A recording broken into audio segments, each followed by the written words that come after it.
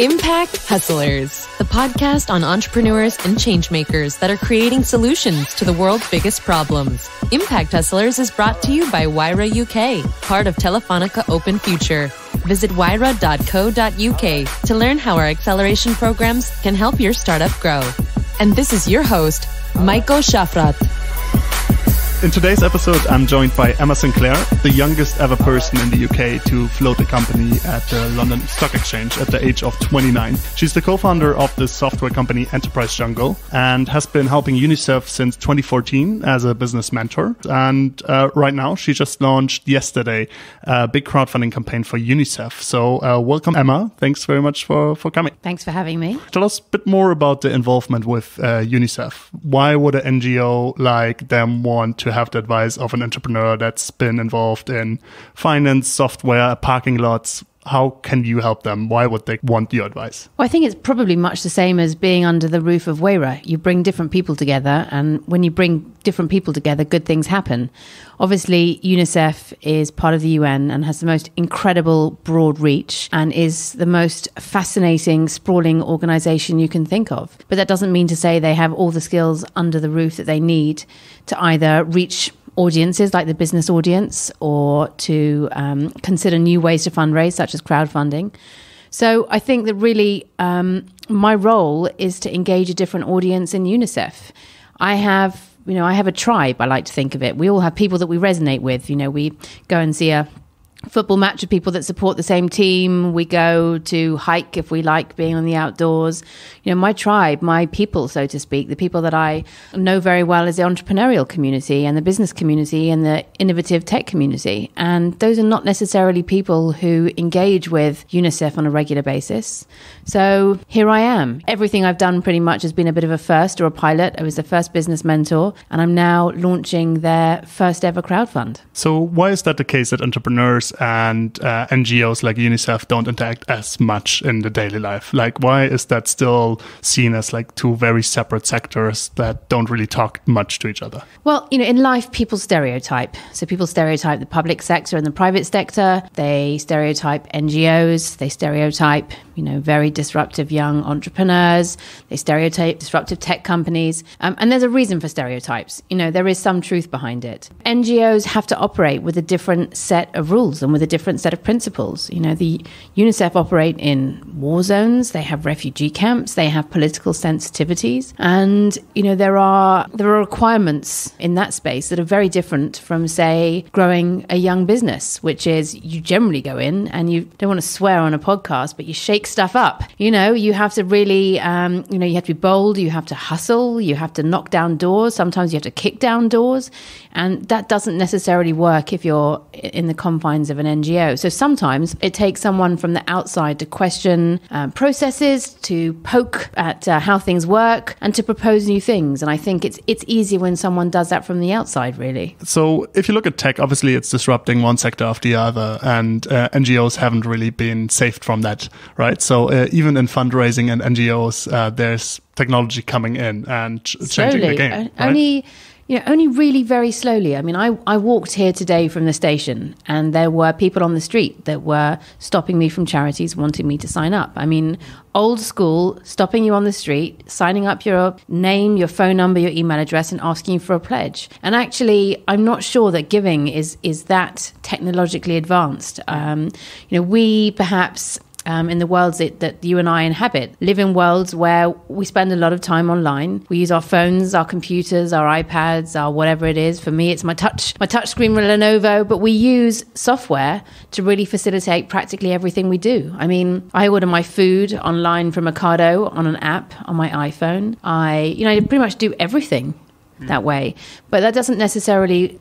It doesn't reflect, the broader world out there. And the idea with engaging technology a little bit more for UNICEF and with this crowdfund is that there's a whole generation of younger people. That's also how they live. And so, you need to really tap into people on the same medium that they're working on, that they're thinking on, that they're actively using. So I'm not sure that technology has really sort of done that quite yet, but it's coming. And what I really wanted for UNICEF was for them to be ahead of the curve and take advantage of everything that was on offer. And crowdfunding was a great quick-fix way to solve what I saw as a problem and engage a community very quickly to help make something great happen, Do you think sometimes NGOs, you mentioned the street fundraising and so on, still stuck in very traditional methods of getting money? And obviously at some point they realize that maybe the old ways might not work as well anymore. Sending out letters, cold mail, basically to people, speaking to them on the street, basically beg for money a few times a year, do a bake sale, and all these kind of very traditional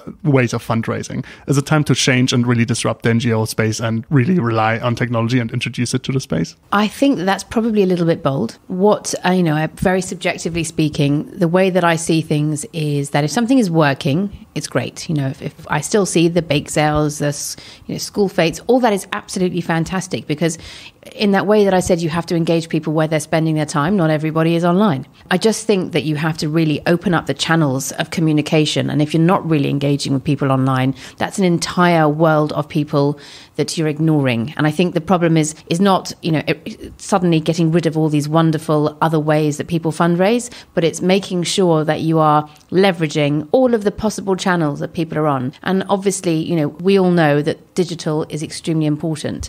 And it's not to say that, organizations such as Unicef and all these charities aren't online. They all are. They absolutely all are. But crowdfunding is a new and different way to raise money quickly for a particular project. And the other wonderful thing it does is it allows you to be very specific with what you're raising for. So my first crowdfund is raising money to roll out innovation labs in refugee camps. I was in Jordan quite recently. I got to see an early pilot of the innovation labs. And in doing this crowdfund, and in particularly highlighting why I think that we need to teach digital skills to young people who don't have any access to the same amount of education that we do, but ultimately are going to need to find jobs, I'm able to really articulate why this resonates with me, why it's important. And so I can engage people who also find that important and want to pledge with me to solve this problem. So the other great thing about technology is it helps makes the kind of cause and the details of the cause a bit more transparent. And I think that is very exciting. Moving on from NGOs and talking what NGOs can do, obviously you have a day job of running enterprise software company, right? I do, yeah. Which you founded, Enterprise Jungle. I co-founded, actually. There are two of us. And yes, our software powers the corporate alumni networks of very large companies. All right. And moving to that sector, what can businesses learn in terms of having an impact on the world? Even businesses that might not be a social impact business as such, but what should businesses do in terms of having an impact on society, or should they even bother? Well, I don't think that one size fits all. I don't think there should be a rule. I know that as an entrepreneur and as a founder, I'm very motivated to make a difference to things and use my voice. So that really, that is at the core of what we do. And my business is essentially HR software. People is what we do for a living. And technology is a tool to interact. It's not, it's not the end game. So people are at the heart of everything we do. I think that everybody has an opportunity to do something positive with their time, with their voice, with their influence. And what I would very much like to see is for people to take a step back and to remember that however busy they are, whatever it is they're doing, they do have time for other interests and they do have time to help someone else. One of the things that most irritates me is when people say, I don't have any time. And I have got to tell you, I don't have any time. I wake up very early. I try and exercise in the morning. I have friends and family. I have a day job. I have right now a fairly intense role working with Unicef. And there are other things I do too. I really am not a person who has tons of spare time, but I make time. And I think everybody should make time to do something, because as it happens, when you think about other people, it starts to help put your challenges into perspective. It helps you to think about things differently. And there is a benefit for everybody. So it's not just a selfless act, that in finding a side gig and finding something else where you can give some of your time and energy, you will receive benefits too. Do you think businesses themselves can solve some of the issues we face in society and some of the big global problems better than politicians or NGOs might be able to? Goodness me, I thought I was coming along for a podcast about social impact and tech for good, but instead I'm being challenged on kind of major political questions. I mean, we're all biased. I note a few things. The private sector are able to make decisions faster than the public sector. When I decide to do something in my business, I may need to speak to my co-founder. I may collaborate and engage some of the key top team.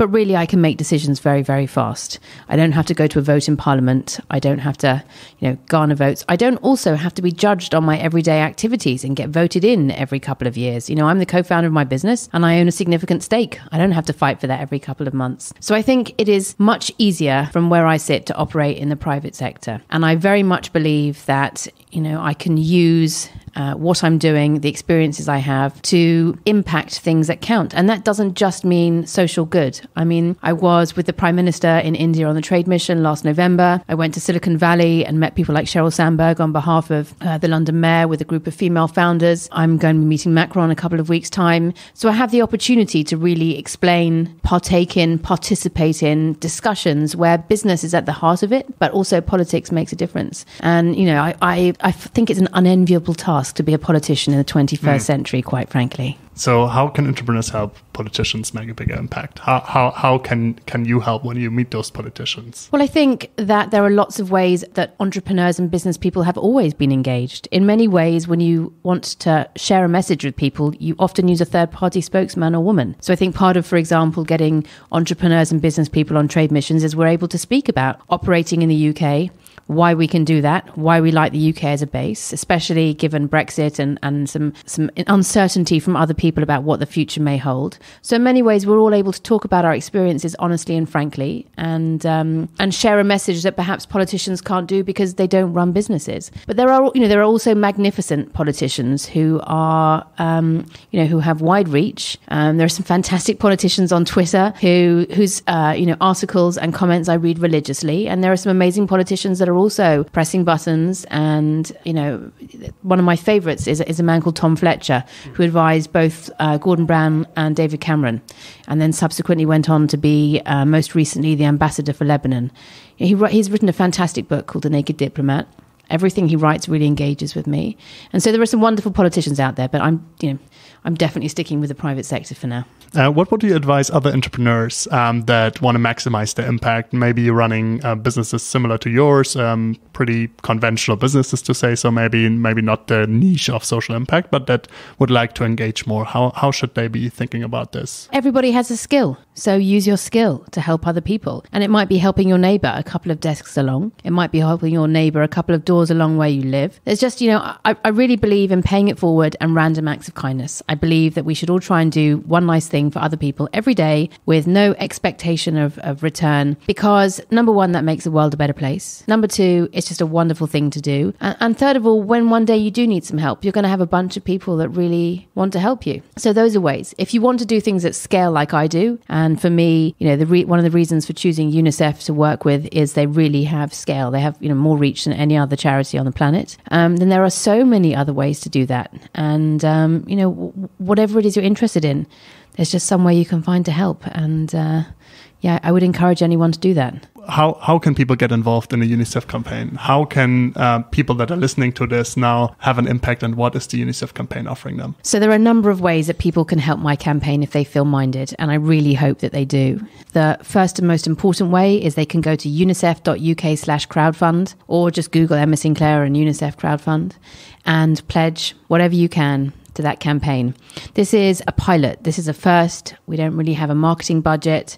And the UNICEF offices the world over are watching this to see what happens. People often talk about how can they help refugees and what can they do and what can you really do. I went to Jordan a couple of weeks ago. I went to the Azraq camp. There are 650,000 Syrians in Jordan at the moment, of which, many are children and young people. They've been displaced through no fault of their own. They're not in proper education. They don't have access to resource. We live in this environment where we have access to the internet, to accelerators. If you're under the roof of Wayra, you have all these incredible resources available to you at the press of a button. And these children and young people have absolutely none of that. And if you think about some of the greatest innovators, Einstein, the co-founder of Google, Sergey Brin, Dame Shirley Stephanie, for example, these are all incredible people who were all refugees. And if this group of 50 million displaced people aren't given an opportunity to learn skills, there's just an entirely displaced generation who have not fulfilled their potential. And that, quite frankly, can also be to our detriment. Where would we be without Google, for example? So I would encourage everybody to log on, even if you can only spare a couple of pounds, please pledge it and, watch the campaign video. You can see a little bit more about what we're doing.